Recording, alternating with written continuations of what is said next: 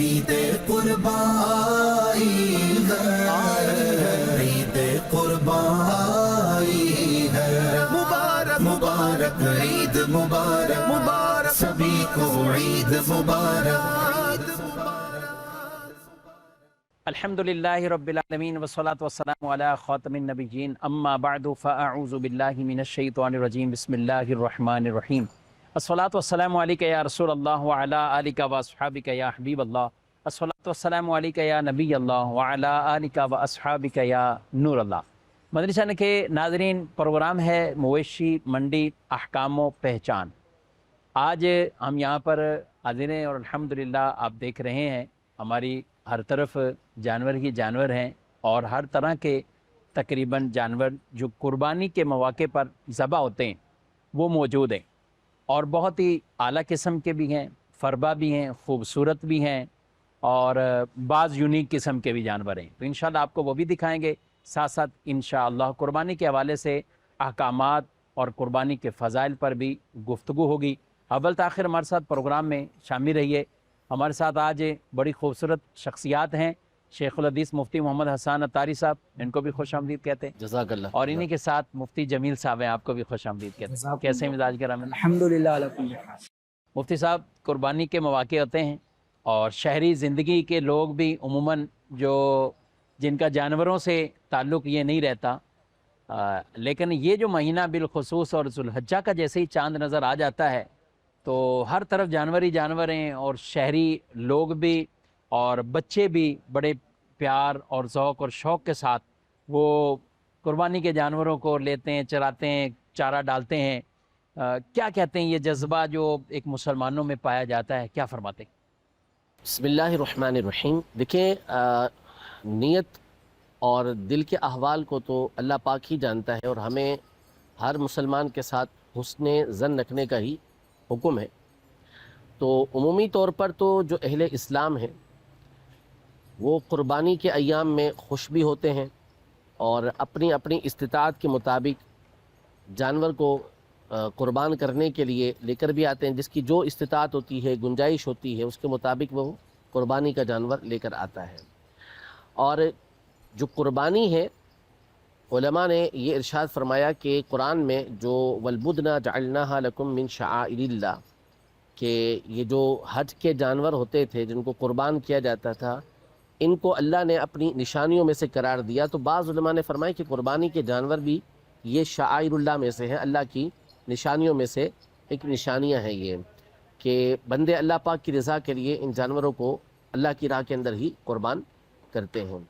तो इस पर जो एक अच्छा ज़ौक़ रखने वाला मुसलमान है, अल्लाह पाक की रज़ा चाहने वाला मुसलमान है, तो वो तो इस खुशी के अंदर जानवर को लेगा, उसे पालेगा, उसकी परवरिश करेगा, उसका एहतमाम करेगा, खिलाएगा पिलाएगा, ताकि उसके ज़रिए से सवाब पाए। तो जो इस तरह करते हैं यकीनन वो सवाब के मुस्तहक़ हैं और मुसलमानों की बड़ी तादाद इस वजह से ये कर रही होती है। इसलिए बहुत बड़ी तादाद वो होती है कि जो आखिरी दिनों के अंदर जानवर ये लेकर आते हैं। बहुत सारे वो हैं कि जिनको अल्लाह पाक ने बड़ी वुसअत दी है। अब वुसअत दी है तो फिर अपना अपना एक ज़ौक़ होता है।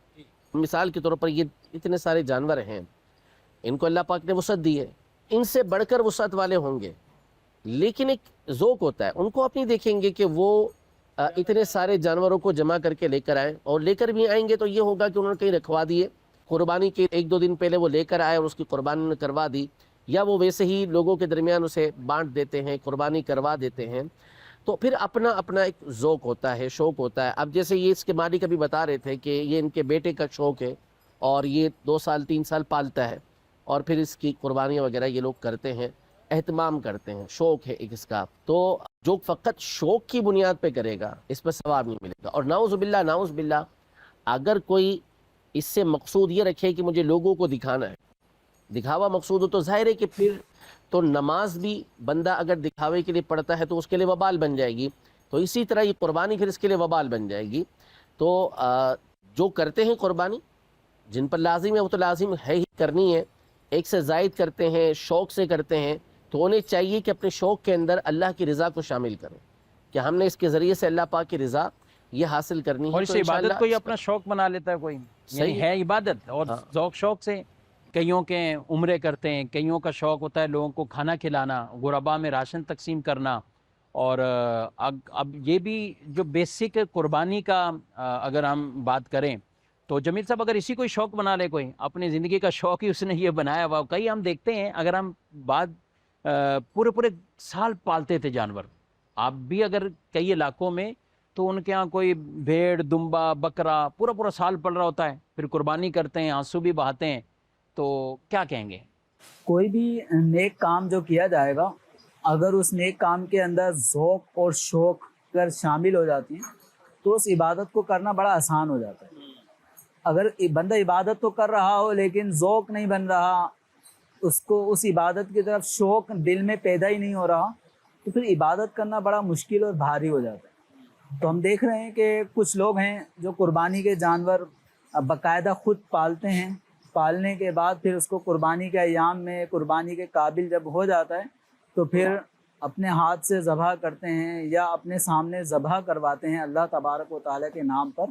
تو یہ ایک ہم دیکھتے ہیں کہ شفیق صاحب اگر ہم کسی کے ساتھ ایک دن بھی اگر ہماری اٹھنا بیٹھنا جان پہچان ہو یا 2-4 گھنٹے کا ہی سفر ہو تو اس کی کچھ باتیں ہمارے ذہنوں میں، ہماری کچھ باتیں اس کے ذہن میں بیٹھ جاتی ہیں اور یوں آپس میں ایک دوستانہ ہو جاتا ہے، جی ہاں، موقع بموقع بات چیت بھی ہوتی رہتی ہے۔ تو ایک بندہ جو جانور اللہ تعالیٰ کے نام پر ذبح کرنے کے حساب سے خرید کر لایا ہے اور پھر اس نے اس کو پالا ہے، پرورش کی ہے، اس کی دیکھ بھال کی ہے، اس کے جسم سے دھول مٹی لگنے کی صورت میں اس کو جھاڑتا رہا ہے، کیونکہ یہ جانور اللہ تعالیٰ کے نام پر سنت ابراہیمی کی یاد میں ذبح کیا جائے گا۔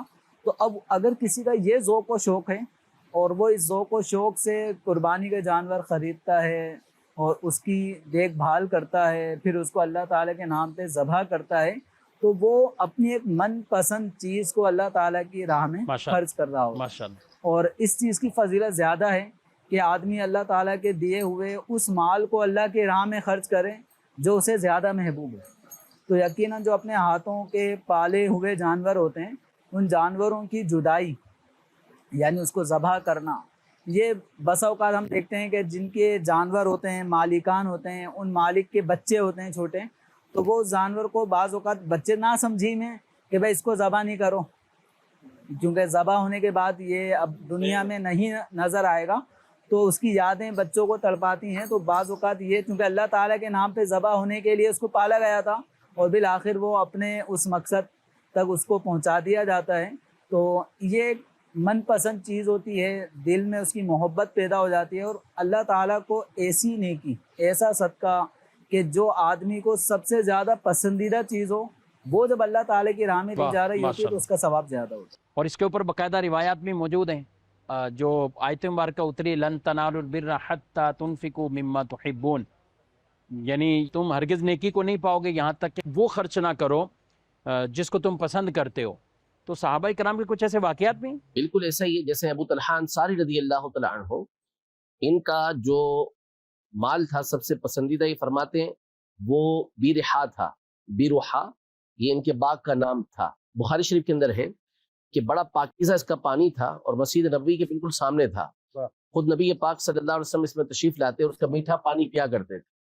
تو جب یہ آیت مبارکہ نازل ہوئی لن تنالوا البر حتی تنفقوا مما تحبون، کہ تم بھلائی کو اس وقت تک نہیں پہنچو گے، بھلائی اس وقت تک نہیں پا سکو گے جب تک کہ اپنی محبوب چیز خرچ نہ کر دو، تو آپ بارگاہ رسالت میں حاضر ہوئے اور عرض کی کہ میرے اموال کے اندر جتنے بھی میرے پاس مال ہیں سب سے زیادہ پسندیدہ یہی باغ ہے، اور میں آپ کو دیتا ہوں کہ آپ جو چاہیں اس سے کر لیں۔ یعنی حضور پاک صلی اللہ علیہ وسلم کو اختیار دیا کہ آپ جہاں چاہے اس کو اللہ کی راہ کے اندر خرچ کر دیں۔ تو نبی پاک صلی اللہ تعالیٰ علیہ وسلم نے فرمایا کہ بڑا اچھا کام کیا تم نے۔ پھر آپ نے یہ ارشاد فرمایا کہ آپ کے چچا زاد جو بھائی تھے، جو مستحق یعنی اپنے قرابت داروں کے درمیان اسے تقسیم کروا دیا۔ ماشاءاللہ۔ بعض بزرگوں کا یوں ہے کہ جیسے ان کو کوئی چیز پسند ہوتی، جس شکر کے بارے میں بعض کے اندر ہے، جی ہاں، کہ وہ شکر لے کر جو ہے نا وہ اللہ کی راہ کے اندر خرچ کرتے تھے، غریبوں میں تقسیم کرتے تھے۔ تو کسی نے پوچھا کہ حضور آپ یہ کیا کرتے ہیں، آپ رقم دے دیا کریں نا، آپ اس رقم سے شکر لیتے ہیں پھر اسے اللہ کی راہ کے اندر خرچ کرتے ہیں۔ کہا شکر مجھے پسند بڑی ہے، واہ، چینی یا شکر جو سور کی ہوگی پسند بڑی ہے، تو لہٰذا میں جو میرے پسند ہے نا وہ لے کے میں اللہ کی راہ کے اندر خرچ اور اس کرتا ہوں۔ آیت پہ عمل کریں، اس آیت پر عمل کریں۔ اور یہاں بطور خاص مقصود کہ جانوروں میں بھی ظاہر ہے کسی کو بہت زیادہ پسندیدہ جانور ہوتا ہے، اور یوم نحر کو یعنی قربانی کے دن کو سب سے افضل پیسہ اس پیسے کو کہا گیا کہ جس کے ذریعے قربانی ادا ہوتی ہے۔ اور گفتگو کچھ اور بھی کریں گے، اور انشاءاللہ بڑھتے ہیں۔ اب کچھ مویشی منڈی پروگرام ہے تو جانوروں کے پاس بھی ہمیں جانا ہوگا، مفتیان کرام کو بھی ساتھ لے کر، اور پھر 1 بائی 1 کچھ جانوروں کے پاس چلتے ہیں۔ آئیں حضرت چلیں۔ اب ہم انشاءاللہ کچھ جانوروں کے پاس بھی گفتگو کریں گے۔ جانوروں کے حوالے سے کئی ایسے عیوب ہوتے ہیں جن کے بارے میں ہمیں سیکھنا بھی چاہیے، اور یہاں پہ بھی کچھ ہیں، ہم ان سے سوالات بھی لیتے ہیں۔ اگر کوئی سوال ہے ہمارے یہاں پہ بھی جتنے موجود ہیں تو ان سے بھی انشاءاللہ کچھ سوالات بھی شامل کرتے ہیں۔ جی کس کے پاس سوال ہے؟ جی میرا مفتی صاحب کی بارگاہ میں سوال ہے، یہ جو جانور کا یہ زخم ہوا ہے یہ کیا ہے؟ اس کے بارے میں کچھ رہنمائی عطا فرمائیں۔ جی جانور کا یہ بتائیے جی مفتی صاحب، یہ کیا ہے؟ ایک حال تو نظر آ رہی ہے ہمیں، اور کیا کہتے ہیں آپ جانور کا؟ ویسے سینگ کا مسئلہ بھی بیان کر دیں اور یہ بھی بیان کر دیں، کیا فرماتے ہیں؟ دیکھیں سینگ اگر تو سرے سے جانور کے ہیں ہی نہیں، جیسے یہ والا جانور ہے تو اس کے سرے سے سینگ ہی نہیں ہے، تو سرے سے مسئلہ نہیں ہے، قربانی اس کی بلا کراہت ہو جائے گی، کوئی اس کے اندر کراہت نہیں ہوگی، کوئی مکروہ اس کے اندر نہیں ہوگا۔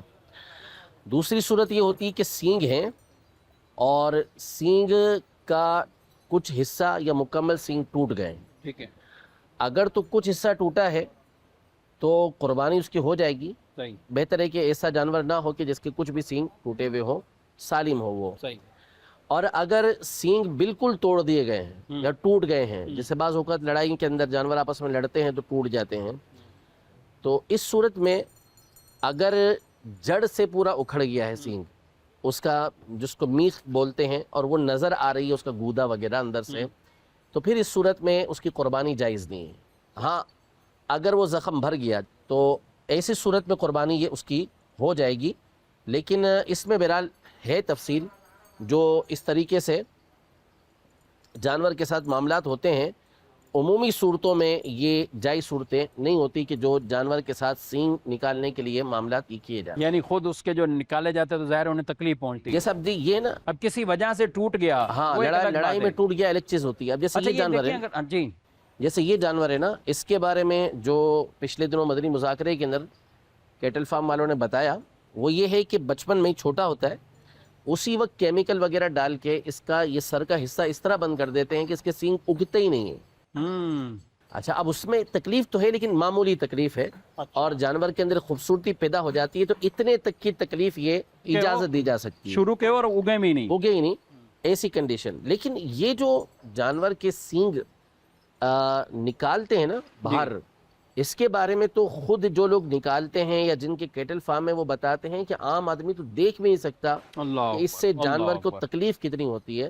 تو یہ تکلیف دینا، اذیت دینا یہ جائز نہیں ہے کہ جانور کو حد سے زیادہ تکلیف دینا۔ ان جانور کو خوبصورت بنانا، اس میں معمولی تکلیف کا تو شریعت مطہرہ کہتی ہے کہ ٹھیک ہے اتنا چل جائے گا، لیکن جس انداز میں یہ تکلیف دی جاتی ہے یہ کسی صورت جائز نہیں ہے۔ اور اس میں ہوتا بھی یہ ہے کہ جو خریدنے والے ہیں وہ ان کی بھی اپنی چوائس یہی ہوتی ہے کہ سینگ نہ ہو وہی ہم خریدیں گے۔ یہ اب کا دور ہو گیا ہے۔ جی پچھلے دور میں تو ہم دیکھتے تھے جمیل بھائی کہ جس کے بڑے بڑے چاند بیل ہوتا تھا اور سینگ بڑے بڑے ہوتے تھے تو اس کو زیادہ پسند کیا جاتا تھا، لیکن اب جو دور بدلا ہے تو اس میں یہ بغیر سینگ کے زیادہ پسند کیے جانے لگے ہیں۔ چاند بیل تو ابھی بھی بڑے لوگ شوق سے رکھتے ہیں، اور یہ دور سے نظر آ رہے ہیں، اور میرا خیال میں تو نہیں پہنچ پاؤں گا، آپ میں سے کوئی جائیں گے، ہمت کریں گے؟ جمیل صاحب آپ پہنچ پائیں گے؟ جس جگہ پہ یہ چاند بیل کھڑا ہوا ہے نا، جی جی، تو اس جگہ پہ آگے کافی بڑے بڑے جانور ہیں جو رستہ روک رہے ہیں، ہاں وہ دوسری طرف ہے، چلیں گے انشاءاللہ۔ اس طرف سے چاند بیل کے دوسری پاس بھی طرف جائیں سے گے، جایا جا سکتا چاند بیل بھی۔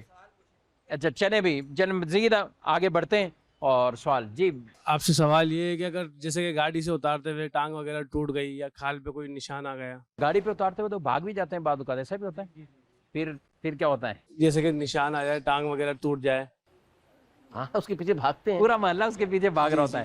چلے جمیل صاحب کیا فرماتے ہیں؟ چیرا لگ گیا، کچھ ٹانگ وغیرہ، لیکن ٹانگ ٹوٹنے کا بھی کہہ رہے ہیں، یہ کیا کہتے ہیں؟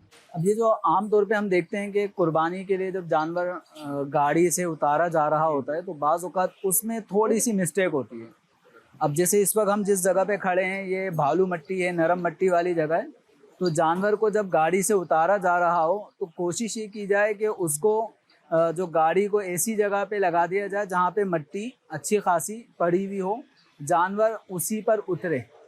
اب ہوتا کیا ہے کہ ہمارے ہاں جانور کو بس کسی بھی جگہ پہ اتارنا ہوتا ہے، اب گاڑی کم سے کم 2-3 فٹ اونچی ہے اور جانور ہیوی ہے، اب یہ جانور بعض اوقات وہ سمجھ میں نہیں آ رہا ہوتا کہ مجھے کرنا کیا ہے، اب پیچھے سے ایک دھکا دے رہا ہے، رسی ایک کھینچ رہا ہے، تو جانور بعض اوقات جمپ لگا لیتا ہے۔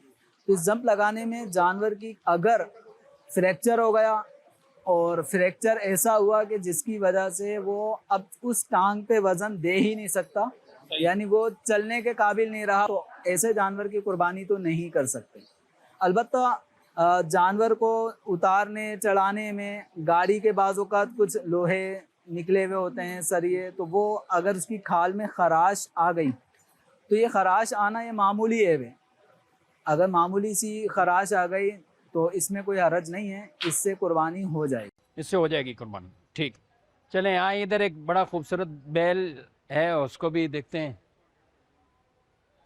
جی ناظرین کرام، آپ دیکھ رہے ہیں، اور یہ دیکھیں کتنا خوبصورت جو ہے وہ ایک بیل ہے یہ، بیل ہے، اور ماشاءاللہ سبحان اللہ۔ مفتی صاحب، کیا خوبصورت چیز دیکھ کر اسے کیا پڑھنا چاہیے، نظر بھی نہ لگے، لوگ آتے ہیں بڑے شوق سے دیکھتے بھی ہیں، کیا کرنا چاہیے؟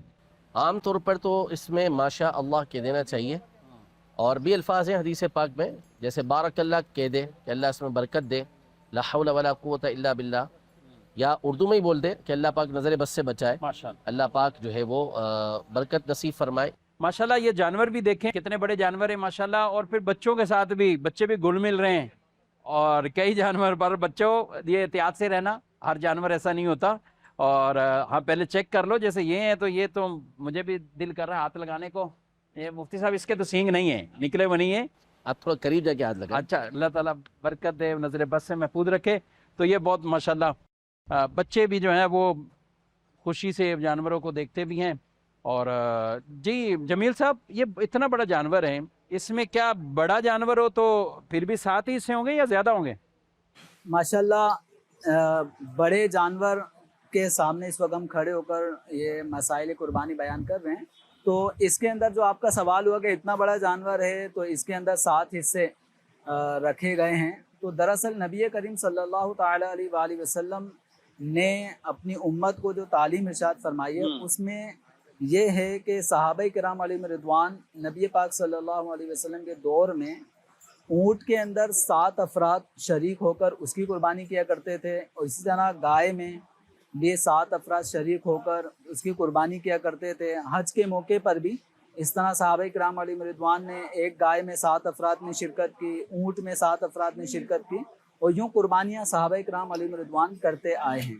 تو اب جو طریقہ نبی پاک صلی اللہ علیہ وسلم سے ہمیں سیکھنے کو ملا تو ہم اسی سلسلے کے مطابق ہی یہ کام کریں گے۔ اب یہ جانور مثال کے طور پہ جتنا ہیوی جانور ہم یعنی گوشت کا اعتبار نہیں کریں گے، بلکہ 2-3 جانوروں کا۔ اب جیسے اس جانور کو جس کو ہم اس وقت دیکھ رہے ہیں، یہ جانور عام 2 سال کے جانور کے مقابلے میں اگر ہم دیکھیں تو ڈبل سے ٹرپل ہے۔ اب ایک جو 2 سال کا بیل یا بچیا ہے وہ 7 افراد کی طرف سے کفایت کرتی ہے قربانی میں۔ 14 میں نے آپ کو ایک چھوٹی گائے بھی دکھانی ہے پہلے، جی اسی 24 میں 7 ہی ہوں گے۔ اب یہ ایسا نہیں ہے کہ اس کے اندر 14 افراد ہو جائیں، 21 افراد شریک ہو جائیں، تو ایسا نہیں، یعنی مالیت کا قیمت کا اعتبار نہیں ہے، اس جانور کے اندر جو قربانی کے شرائط ہیں وہ پائے جا رہے ہیں۔ بڑے جانور میں تو 7 افراد شریک ہو سکتے ہیں۔ اچھا، وہ جو یہ کیمرہ مین دکھائیں ذرا، وہ بیل گائیں جو نظر آ رہی ہے بہت چھوٹی سی بظاہر، آئے نا مفتی صاحب، مفتی حسان صاحب کیا کہتے ہیں؟ حنزلہ اٹھائیں یہ اس گائے کو۔ مفتی صاحب یہ دیکھیں، یہ ہے تو وہ اتنے بڑے جانور کے پاس کھڑے تھے، اس نے تو کھڑا بھی ہونے دیا، بچوں نے اس کو ہاتھ بھی لگایا، لیکن یہ تو چھوٹی سی ہے گائیں بظاہر، اس میں کیا، اس میں بھی 7 حصے ہوں گے؟ دیکھیں اصل بات یہ ہے کہ کوئی بھی جانور جو ہوتا ہے نا، جی، اصول کے اعتبار سے اور عقلی جو دلیل اور قیاس ہوتی ہے نا، جی اس کے مطابق اس کے اندر ایک ہی حصہ ہونا چاہیے۔ اچھا، جیسے بکرا ہے، بکری ہے، جی اس کے اندر ایک ہی حصہ ہوتا ہے، صحیح، 7 یا 2 یا 3 نہیں ہوتے، جانور ایک ہی ہے، بکرا بہت بڑا اتنا بڑا ہو۔ تو اسی قیاس کا تقاضا اصل یہی تھا کہ اس میں بھی ایک ہی حصہ ہو. صحیح. بڑے جانور چاہے اونٹ ہی کیوں نہ ہو اس میں ایک ہی حصہ ہونا چاہیے, صحیح کیونکہ جانور تو وہ ایک ہی ہے نا, صحیح, اس کے اندر یہ تھوڑی کہ وہ 3-4 جانور مل کے اتنا بڑا جانور بن جان بھی ایک ہے.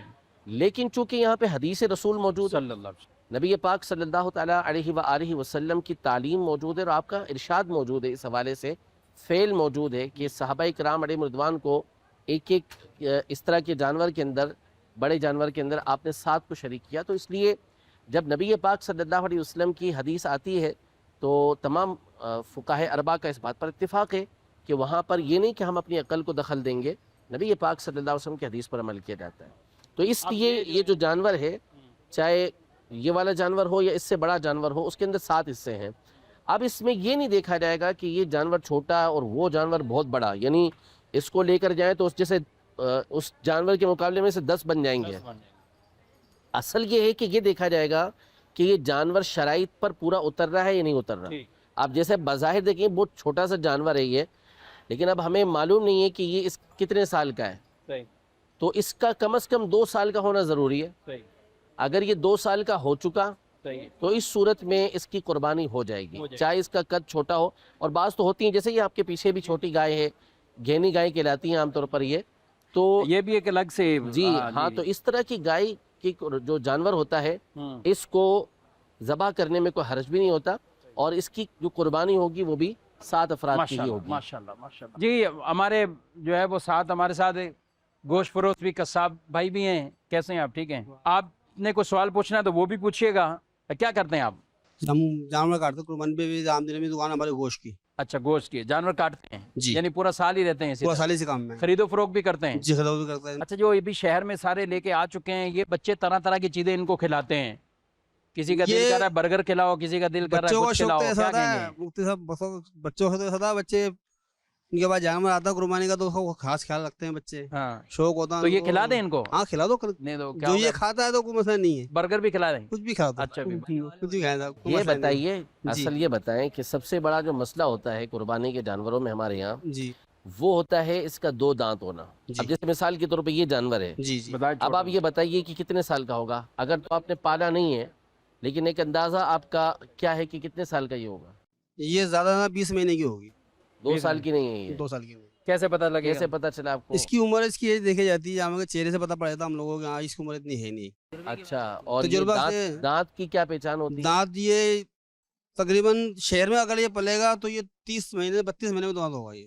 اچھا, اور جنگل میں پلے گا تو وہاں پہ جو ہے یہ 27 مہینے میں 25 مہینے میں 26 میں دانت کر لیتا ہے یہ.